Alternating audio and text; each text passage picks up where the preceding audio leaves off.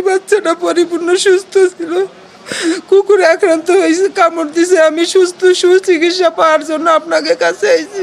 ডাক্তাররা বলতেছে যে আপনার বাচ্চার এই ক্ষত স্থানের ইনজেকশন মাজায় দেওয়ার কারণে এখন ওর এই যে মুখের কাছে থেকে ব্রেনটা অ্যাটাক করছে খুব তাড়াতাড়ি। আমাদের বাসা নারায়ণগঞ্জ সাইনবোর্ড। আমার ছেলের রোজা 4 তারিখে, মার্চের 4 তারিখে আমার ছেলের কুকুরে কামড়াইলে আমি সঙ্গেই আমি সিএনজি নিয়ে ঢাকা মেডিকেলে ইমার্জেন্সিতে আসছি।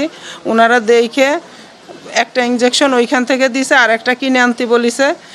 যেটা কিনে আনতে বলিছে ওইটা নাকি এই ক্ষত স্থানে দেওয়ার কথা ছিল, সেটা ওনারা মাজায় দিছে। আর সাবান পানি দিয়ে না দিয়ে পবিসেপ দিয়ে ওনারা ব্যান্ডেজ করে দিছে। আমরা বাসায় এসেছি, বলছে 7 দিন ড্রেসিং করবেন। আমি ওইখানে এই মার্চের 23 তারিখ পর্যন্ত ড্রেসিং করছি। আমার ছেলে সেই সময় ভালো ছিল। 24 তারিখে রাত্রে জ্বরে সকালবেলা দেখি কি ওর চোখটা টেরা। আমি ঢাকা মেডিকেলে 26 তারিখে এসে ভর্তি হয়েছি। আবার 26, 27, 28 তারিখে ওর MRI করতে দিছে। 28 তারিখেও দুপুর 12টা পর্যন্ত আমার ছেলের জ্ঞান আছে, আমার সাথে কথা বলিছে। পরে MRI করতে মেশিনের ভিতরে প্রথম অবস্থায় চুপ ছিল, পরে দ্বিতীয়বার ওর ইনজেকশন দেওয়ার পরে ও বলতেছে আম্মা ব্যথা। ওর এই শেষ কথা ছিল শনিবারে মেশিনের ভিতরে যে আম্মা ব্যথা। পরে আমরা বলছে অর্ডে নিয়ে ঘুমের ওষুধ দিয়ে নিয়ে আসেন।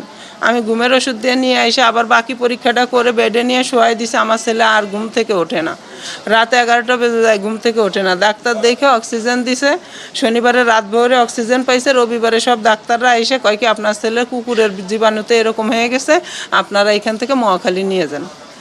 আমার যদি প্রথমেই মহাখালীর কথা বলতো তাহলে আমি প্রথমেই আসতাম। এখন এইখানে আসার পরে আমার ডাক্তাররা বলতেছে যে আপনার বাচ্চার এই ক্ষত স্থানের ইনজেকশন মাজায় দেওয়ার কারণে এখন ওর এই যে মুখের কাছে থেকে ব্রেনটা অ্যাটাক করছে খুব তাড়াতাড়ি।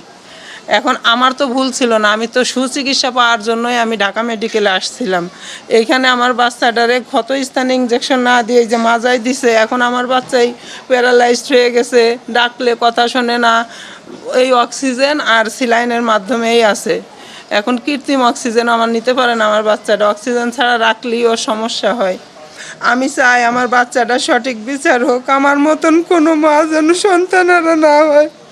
আমার বড় ছেলেটা অসুস্থ, প্রতিবন্ধী।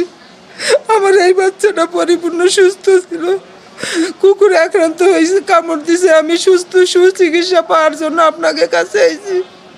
আমি হাসপাতালে আইছি, আমি তো জানতাম না যে কিভাবে কি করা যায়। ডাক্তারের ভুল কেন আমি মাসুল দিব?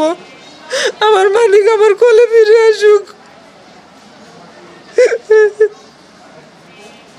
আমি সবার কাছে বিচার চাই, আমার বাচ্চার জন্য আমি বিচার চাই। আল্লাহ আমার বাচ্চারা সুস্থতা দান করুক, দশে দেখুক আমার বাচ্চার কি অবস্থা করছে একটু বেখেয়ালির কারণে। আজকে ডাক্তারটা যদি ঠিক করে চিকিৎসাটা করতো তাহলে আজকে আমার বাচ্চা এরকম হইতো না। আমার বাচ্চা সুস্থ বাচ্চা, আজকে আমার এখানে পড়ে রয়েছে, ডাকলেও ডাকের সাড়া দেয় না। ঘুমের মতো আজকে শনিবার থেকে আজকে শুক্রবার, এই আজকে পুরো 7 দিন এরকম হয়ে রয়েছে। আমার বিচার চাই আপনাদের কাছে, আমার বিচার করে দিন আপনারা। নাম জানি না, তবে আমি দেখলে দেখাই দিতে পারি। প্রেসক্রিপশন এক ডাক্তার করছে আর ইনজেকশন পুশ করছে আর এক ডাক্তার। প্রেসক্রিপশন এক মহিলা করছিল ম্যাডাম, আর হচ্ছে যে ওর সুই দিছে সে একটা পুরুষ ছিল। আমি দেখলে মানে চিনাই দিতে পারবো। হ্যাঁ চিনি, উনিও ওই 4 তারিখেও প্রেসক্রিপশন করছে, 11 তারিখের ইনজেকশনটা আমি ওনার মাধ্যমেই দিছি। নাম লেখা আছে কি না জানি না, দেখেন আমি তো এগুলা বুঝি না। এইখানকার ডাক্তাররা বলতেছে যে ও প্যারালাইজড হয়ে গেছে, এখন ওর ব্রেনটে কতটুকু আক্রান্ত হয়েছে পরীক্ষা নিরীক্ষা MRI-তে ধরা নাকি পড়ছে।